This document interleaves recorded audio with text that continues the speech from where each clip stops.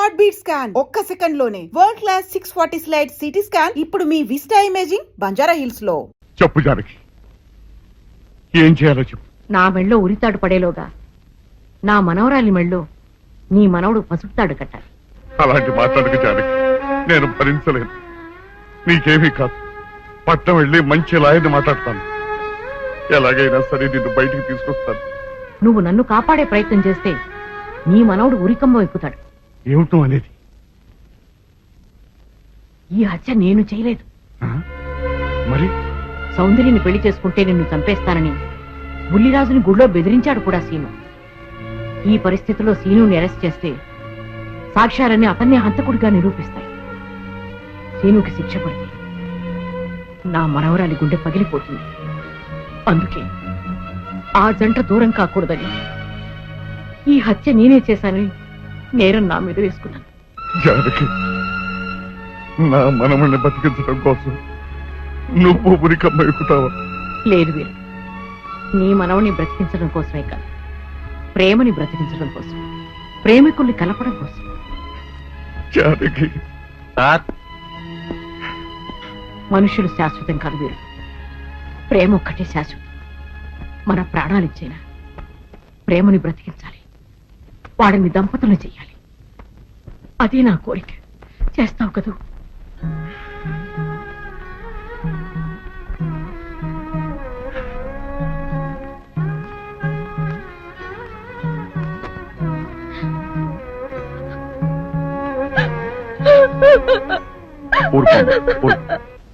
చెయ్యని నేరానికి జానకి శిక్షను పెంచడం నేను భరించలేదు.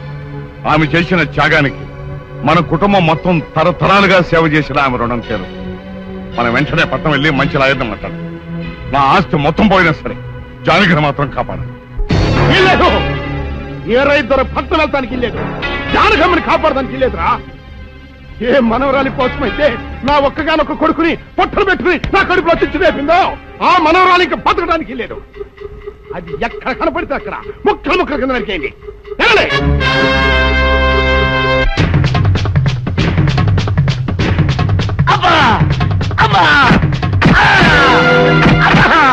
అభం శుభం తెలియ నా చెల్లిని పెళ్లి చేసుకుంటాను నమ్మించి మోసం చేస్తావా? నువ్వు వేరే పెళ్లి చేసుకుంటావు తెలిసి కూడా నీకు ఏ అపకారం తలపెట్టకుండా తన ఆత్మహత్య చేసుకోబోయిందిరా నా చెల్లెలు. అలాంటి మంచి పిల్లకి ద్రోహం చేయడానికి మనసులో వచ్చిందిరా.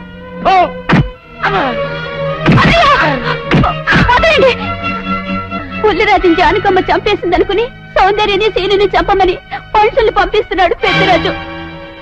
ఇప్పుడు ఈయన బ్రతుకున్న విషయం తెలియకపోతే సౌందర్యని సీనుని వాళ్ళు ఖచ్చితంగా చంపేస్తారు. వాళ్ళు పోతే జానకమ్మ వేరే ధర బ్రతకలేరన్నయ్య. పుల్లిరాజు నన్ను పెళ్లి చేసుకోపోయినా పర్వాలేదు, నా జీవితం నాశనం అయిపోయినా పర్వాలేదు, ఇంతమంది చావులి కాడు నేను కాకూడదన్నయ్యా. పుల్లిరాజు బ్రతికే ఉన్నాడన్న విషయం పెద్దరాజుకి చెప్పండి అన్నయ్యా, చెప్పండి. వినరా విను, ఇంత జరిగినా అది ఇంకా నీ మంచిగా కోరుకుంటుంది. ఇప్పటికైనా కళ్ళు తెరు. రేయ్, ఈ నీడ్ బాబు కప్ చెప్పండి రా. ప్రెసిడెంట్ గారి మనుషులు సౌందర్యం తీసుకుపోతున్నారు. మన సీని గారి స్నేహితులు వాళ్ళతో కలబడ్డారు. రండి రండి.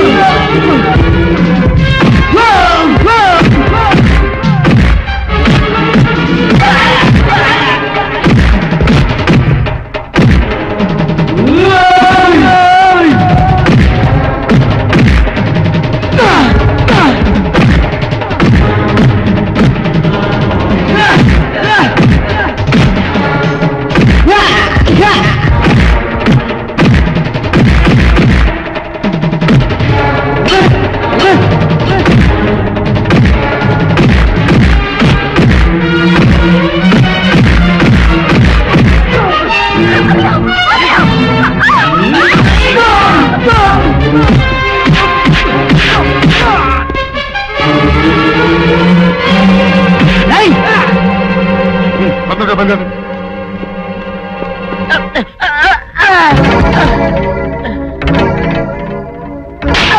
ముద్రస్తావు నా కొడక, నా కడుపులో చెడబుట్టే కదట్రా. ఇంతకన్నా నువ్వు చచ్చినా బాగుండేది. నువ్వు నిజంగా చచ్చావనుకుని ఆ పిల్లలు కూడా చంపే మరి మనుషులు పంపించారు కదట్రా. అమ్మా గౌరీ, మా ఊరు చేసిన ఏదో పనికి నేను క్షమాపణ కోరుకుంటానమ్మా. పెద్దవారు అంత మాట అనకండి. ఏంట్రా సిగ్గు లేకుండా ఇంకా నిలబడదొస్తావు? లగెత్తుకుని పోలీస్ స్టేషన్కి వెళ్ళి నేను ఇంకా బతికుండే తెచ్చాను అని చెప్పి జానకమ్మ నిడిపించుకురా. ఆ పిల్లకేం కాకుండా నేను చూసుకుంటా. అట్లా నిలబడతావురా పో.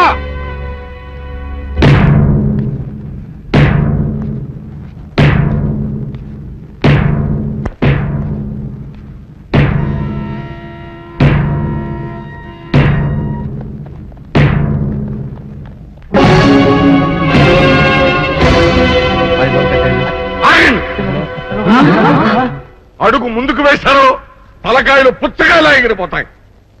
బాబు మీరు ఇక్కడే ఉన్నాడు, వాళ్ళ అంచు చూస్తాను. ఒరే పెద్దిరాజు, నీ బలగాన్ని వెంటేసుకొస్తే నేను బెదిరిపోయి నా మనవన్నే మనవరాలు నీకు అప్పగిస్తాననుకున్నావురా? ఎరగరా ఆవేశం తగ్గించే కాస్త నేను చెప్పేది ఇరవయా. దమ్ములుంటే మగాడు అనేవాడు ముందుకు రండిరా, ఈ వీరగర సత్తాయుడో చూపిస్తాను. వినిపించుకోండి బాబు.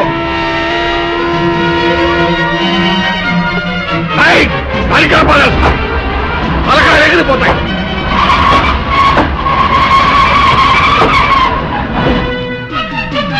నేను అమ్మాయి మీరు ఎక్కడే, ఎక్కడ మీరు వీళ్ళ సంగతి నేను చూస్తాను. ఎక్కడే పెద్దరాజు ఎగిరిపోతుంది. ఎక్కడెక్కడ వస్తున్నారు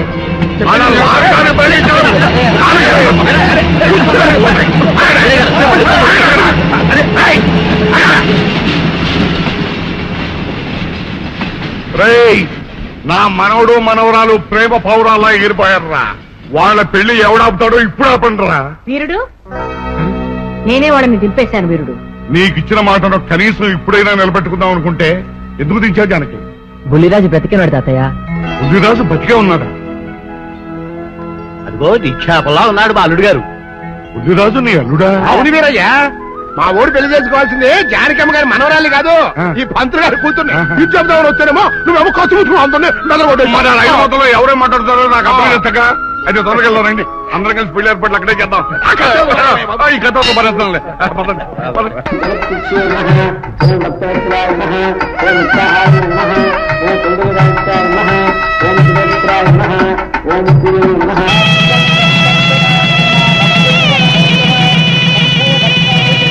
అంతా బాగానే ఉంది కానీ అత్తయ్య, నాకు అంతు పట్టని విషయం ఒకటే.